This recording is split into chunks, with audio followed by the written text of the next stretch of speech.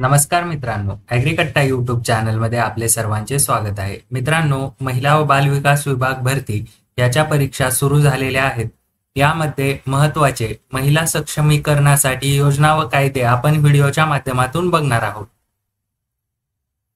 बघा, पहिली योजना आहे उज्ज्वला योजना.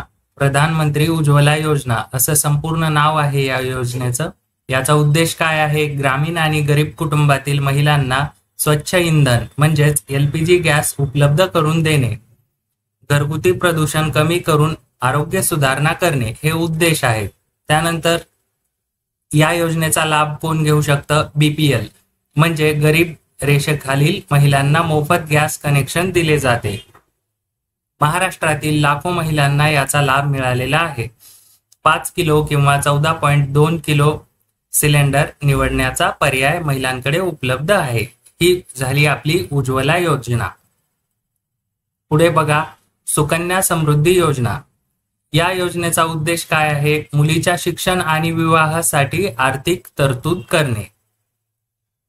या योजनेचा लाभ कोण घेऊ शकतं? वय 10 वर्षाखालील मुलीसाठी पोस्ट ऑफिस किंवा बँकेत खाते उघडता येते. त्याला चांगला व्याजदर मिळतो. किती असतो तो व्याजदर?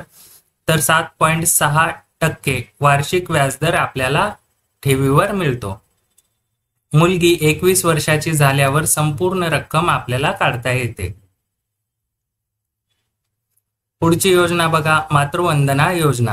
प्रधानमंत्री मातृवंदना योजना असं संपूर्ण नाव आहे या योजनेचं.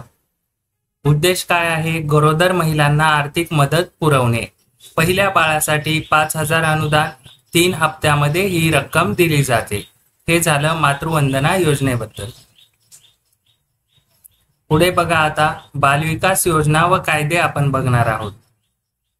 यामध्ये बालकाचे हक्क संरक्षण अधिनियम म्हणजे protection of children from sexual offences, यालाच आपण पोक्सो ऍक्ट असेही म्हणतो. हा ऍक्ट 2012चा आहे. बालकाचे लैंगिक शोषण रोखण्यासाठी कठोर कायदे लागू करणे याचा उद्देश आहे. महत्वाचे मुद्दे बघा, 18 वर्षाखालील मुलांचे लैंगिक शोषण हा गंभीर गुन्हा. जलदगती न्यायालयासाठी विशेष पोक्सो कोर्ट आहे. त्यानंतर शिक्षा किती मिळू शकते या कायद्याअंतर्गत? किमान 3 वर्षापासून ते जन्मठेपेपर्यंत या कायद्याअंतर्गत शिक्षा होऊ शकते. पुढे बघा, बालमजुरी प्रतिबंध अधिनियम 1986, चाइल्ड लेबर प्रोहिबिशन ऍक्ट असे म्हणतात याला.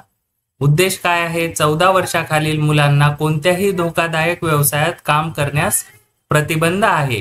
हा आहे मुख्य उद्देश बालमजुरी प्रतिबंध अधिनियम कायद्याचा. जर कोणी मुलांना काम लावत असेल तर शिक्षा होते. सरकारने शिक्षण आणि पुनर्वसनासाठी अनेक योजना लागू केलेल्या आहेत. पुढे बघा, महिला अत्याचार प्रतिबंधक कायदे आपण बघणार आहोत. या ठिकाणी बघा, घरेलू हिंसा प्रतिबंध कायदा 2005, याला इंग्लिशमध्ये डोमेस्टिक व्हायलन्स ऍक्ट असेही म्हणतात. याचा उद्देश आहे घरगुती हिंसाचार रोखणे आणि महिलांना संरक्षण देणे. यामध्ये शारीरिक, मानसिक, आर्थिक किंवा लैंगिक शोषण झाल्यास महिलेला संरक्षण आणि मदत मिळते. न्यायालयातून तात्काळ संरक्षणाचा आदेश मिळू शकतो. हा झाला घरेलू हिंसा प्रतिबंध कायदा 2005. पुढे बघा, बलात्कार विरोधी कायदा सेक्शन 376 IPC कोड. याचा उद्देश काय आहे? महिलांवरील लैंगिक अत्याचाराला कठोर शिक्षा देणे. यामध्ये कमीत कमी 7 वर्षापासून जन्मठेपेपर्यंत शिक्षा मिळते. पीडितेला तात्काळ मदत आणि कायदेशीर समर्थन मिळते. पुढे बघा, आता मित्रांनो, विशेष योजना व सहाय्य कार्यक्रम हे सर्व महिला आणि बालविकासशी रिलेटेड आहेत. बेटी बचाओ बेटी पढाओ योजना. ही योजना कशासाठी आहे? याचा उद्देश काय आहे? मुलींचा जन्मदर वाढवणे आणि शिक्षणाला प्रोत्साहन देणे. हा मुख्य उद्देश आहे बेटी बचाओ बेटी पढाओ योजनेचा. मुलीच्या शिक्षणासाठी विशेष निधी उपलब्ध करून दिला जातो.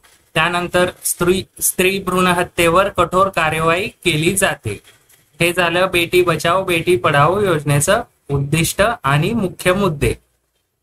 त्यानंतर वन स्टॉप सेंटर योजना ही काय आहे? OSC योजना. याचा उद्देश आहे महिलांना अत्याचार, हिंसा, शोषणापासून संरक्षण आणि मदत करणे.